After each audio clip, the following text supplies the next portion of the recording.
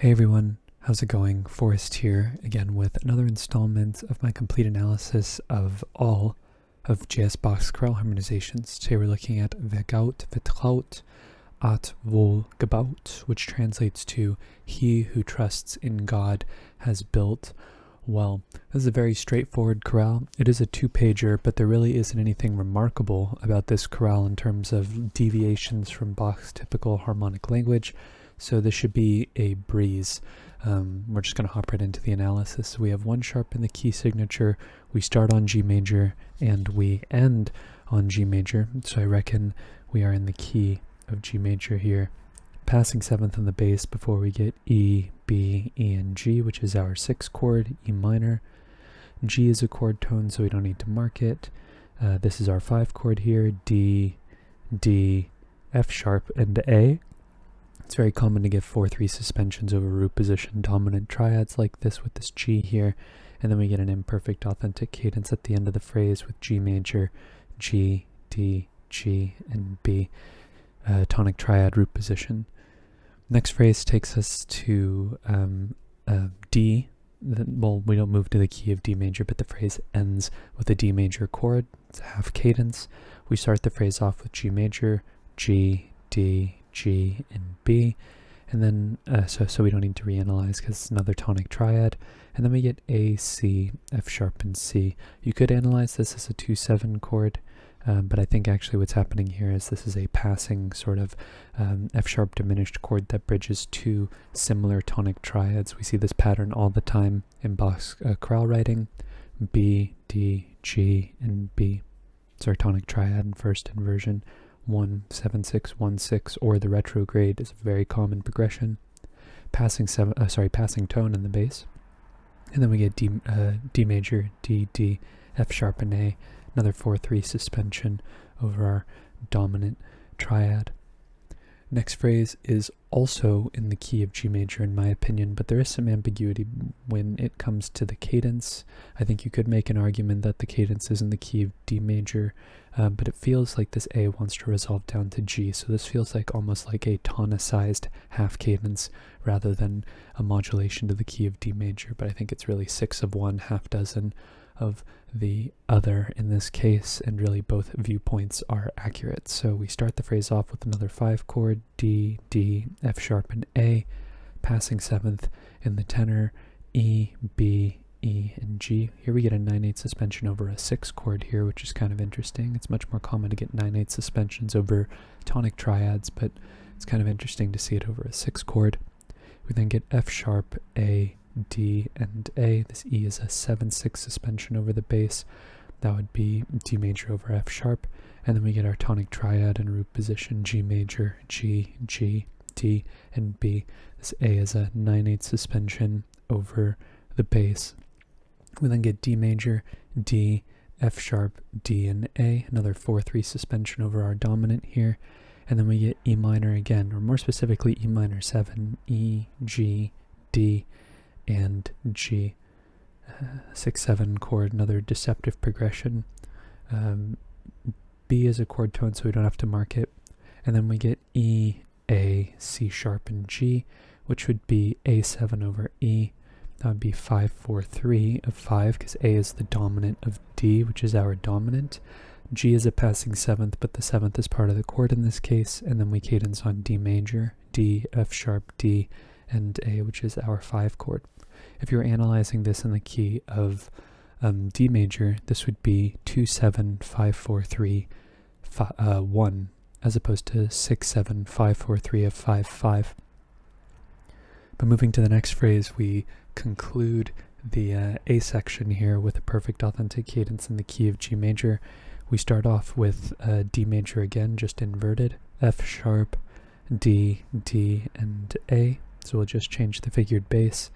Passing seventh here in the tenor before we get G, B, D, and B, tonic triad, root position, and then we have some interesting passing tones in the inner voices. And actually the C sharp here made me wonder whether or not the previous phrase was in fact in the key of D major, but I think it's just a coincidence that we're getting some tonicization here on the end of the beat.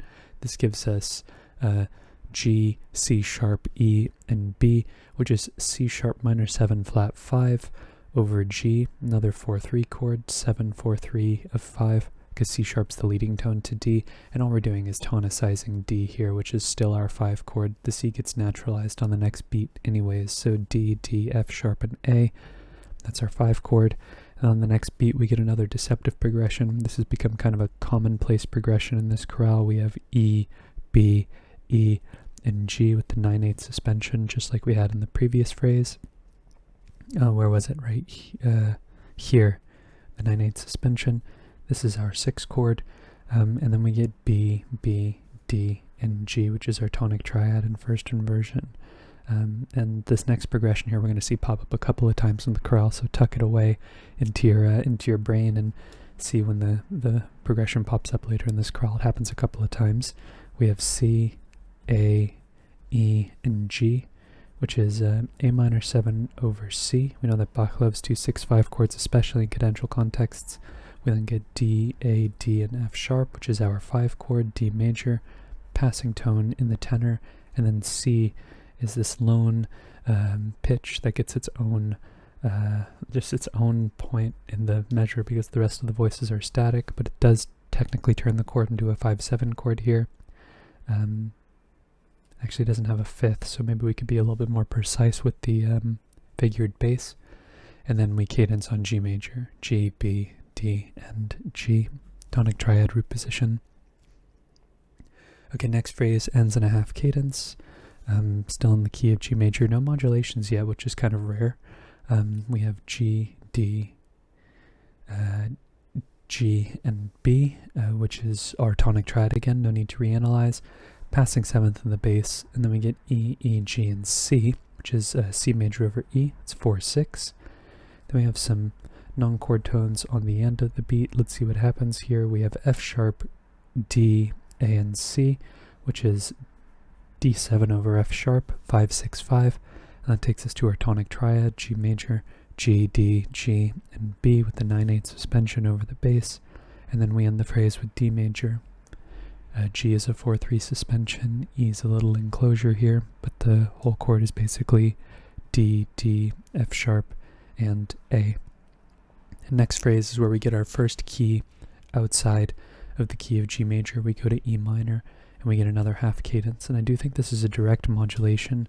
Something about D natural versus D sharp in the chord makes the keys feel kind of separate rather than shared by a common chord. There are common chords between the keys, of course, but in this context it feels like the dominant E minor feels like its own thing, especially after the rest. I've talked about that in previous videos as well. But, you know, if we saw this chord progression as one long phrase, we've seen D as a common chord to the relative minor with quite a bit of frequency in the chorales. It just depends on the context that it's being presented. In this case, it feels like a direct modulation, so I'm going to analyze it as such. So we get D sharp, B, F sharp, and A, which is 5-6-5, B7 over D sharp. B is a chord tone, so we don't have to mark it. And then we get E, B, F sharp, and G, which is probably just a big E minor chord with a 9/8 suspension over the bass that gets resolved in the next beat rather than on the end of the beat. And in typical Bach fashion, he changes the bass by the time we get the resolution, which is just taking the tonic triad and inverting it, G, B, E, and G.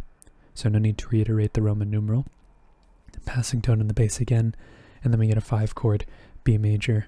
That's what we would expect at the end of a phrase with a half cadence, right? B, B, D sharp, and F sharp. E is a 4-3 suspension over the bass again. When it comes to cadences, you can see 4-3 suspensions over tonic triads or dominant triads. It doesn't make a difference, but in the case of 4-3 suspensions in general, it's quite common to see 4-3 suspensions over dominant triads. Even in the middle of the phrase, so the fact that we're seeing them here in the cadence as well is interesting.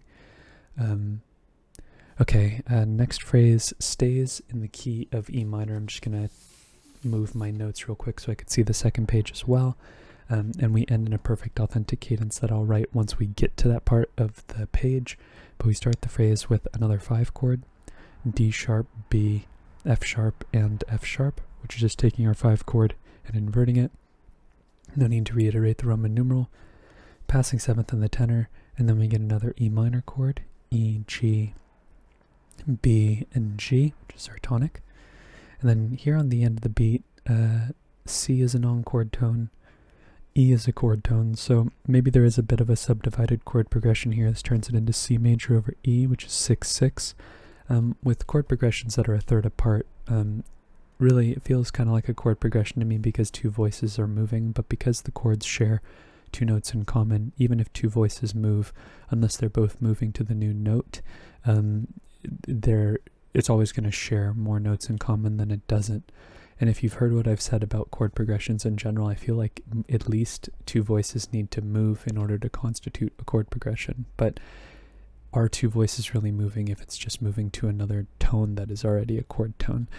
I really don't know. I think it's mostly speculative, but there is a C over E chord that's happening on the end of this beat, so I feel like there isn't any harm in marking it. But afterwards we get B, C, D sharp, and F sharp. Kind of interesting to see a 9/8 suspension over our 5 chord here, B major in root position. And then we move to the next page. Thank you so much for watching the video. I'll just take this time to thank you all.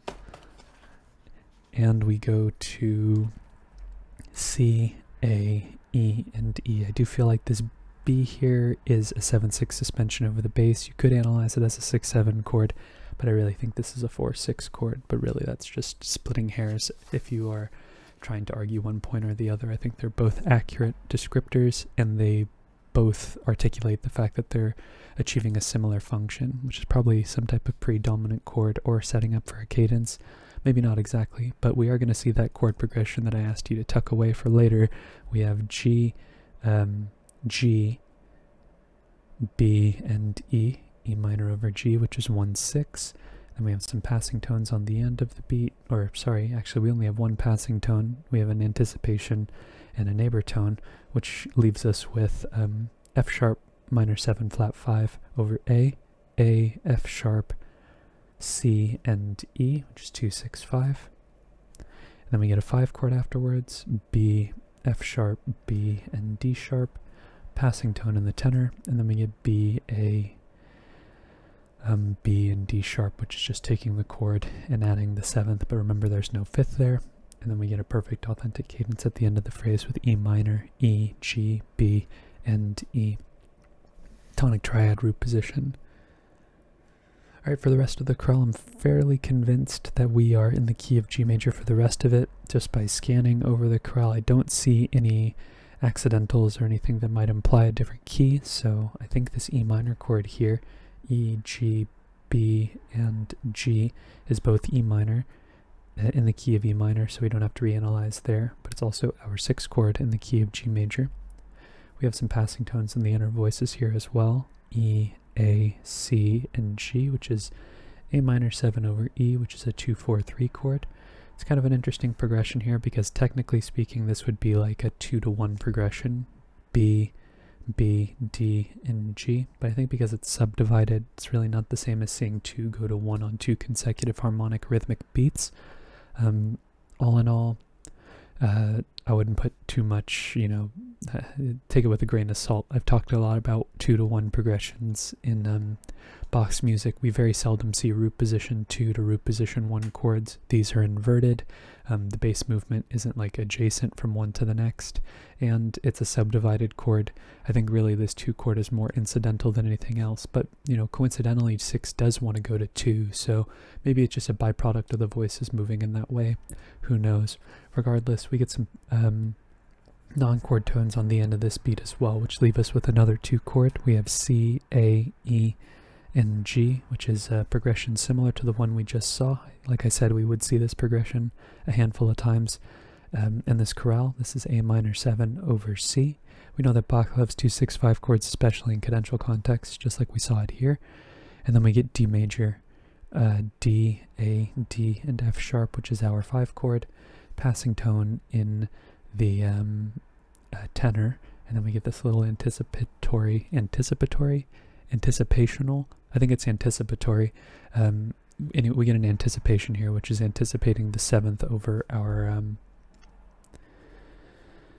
well, it's not going to be the 7th. The 7th is going to turn into the 4/3 suspension on the 5 chord. It's just like the cycle. If you know about jazz, the cycle of 7ths of the previous chord turning into the 3rd of the following chord. D7 would want to resolve the C down to B, which is the third in a G chord, and that's what's being illustrated here. And it also illustrates what I talked about earlier about 4/3 suspensions not really being exclusive to 5 chords when it comes to cadences. And cadences, we can see them used with tonic triads as well. So the C is a 4/3 suspension. This is just our tonic triad, G, B, D, and G. Okay, moving to the next phrase, we get another half cadence.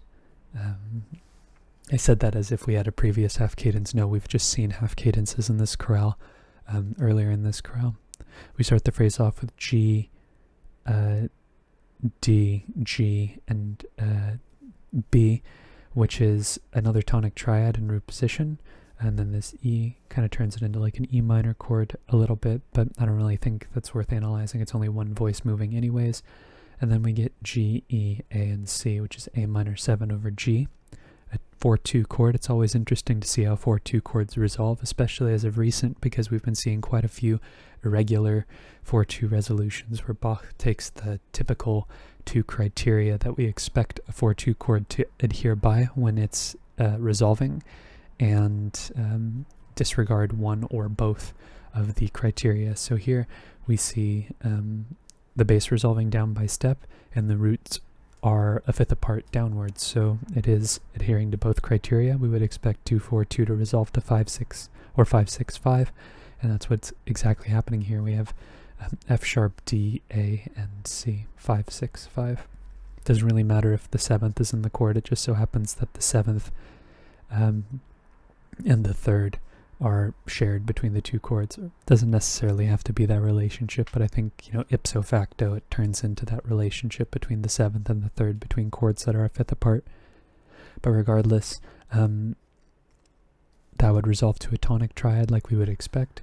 G, D, A, and B, this 9/8 suspension over our tonic triad. As I talked about, those are fairly common in Bach's writing. And then we get our D chord that concludes our phrase with a half cadence, D, D, F sharp, and A, with a 4/3 suspension in the alto. Okay, next phrase we get a half cadence again in the key of G major. We start off with C, D, F sharp, and A, which is just taking our 5 chord and putting it in 3rd inversion via adding the 7th on the bass. So we would expect this to go to a tonic triad in 1st inversion, which it looks like it does. B, D, G, and G, 1/6. Then we get F sharp, D, D, and A, which is our 5 chord in 1st inversion, D major over F sharp. All delayed passing 7th here in the tenor as well. Before we get G major, G, B, D, and B, tonic triad, root position, passing tones in the inner voices here where we get G, C, E, and B. It's almost like we get a little passing 4/7 chord here in 2nd inversion. Really with these passing chords, especially when the inner voices are moving, the inversion really isn't too important. I think it's more so the fact that we have a 4 chord happening in passing here and the bass just happens to be static. But yeah, we have like a 1 sort of subdivided going to 4, and this very commonly goes to 5 in Bach's chorale writing, which, as we can see, is the case here. We have D, D, F sharp, and A, D major, root position, passing 7th in the bass, passing tone in the alto. That leaves us with a C, D, E, and A. Not really an analyzable chord by Bach's standards. And then we get our tonic triad in 1st inversion, B, G, D, and B.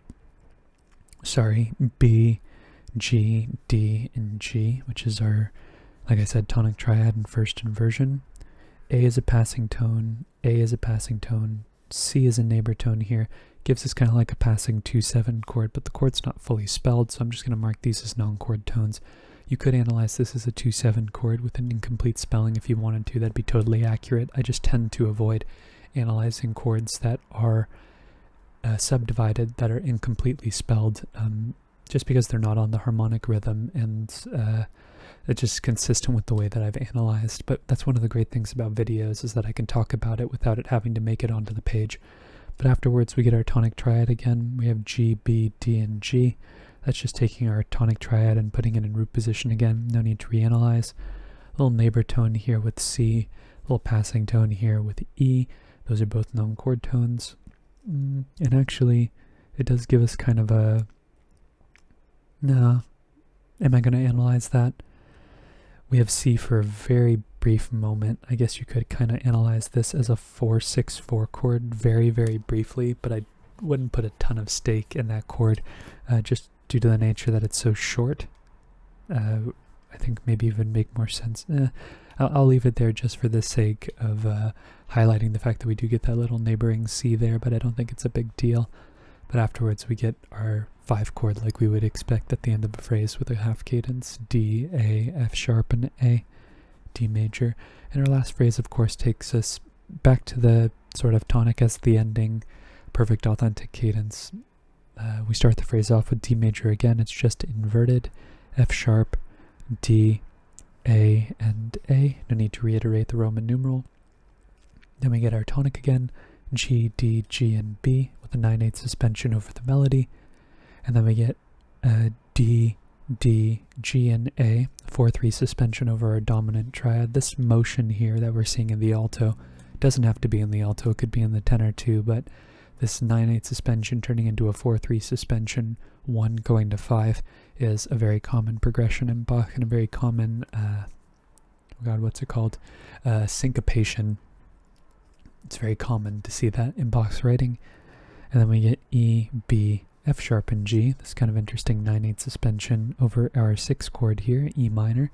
That takes us to the progression that I told us to tuck away for later because we've seen it quite frequently in this chorale. B, B, D, and G. 1/6, G major over B. Non-chord tones here with the neighbor tone, the passing tone, and the anticipation, where we get C, A, E, and G. We know that Bach loves 2-6-5 chords, especially in cadential contexts.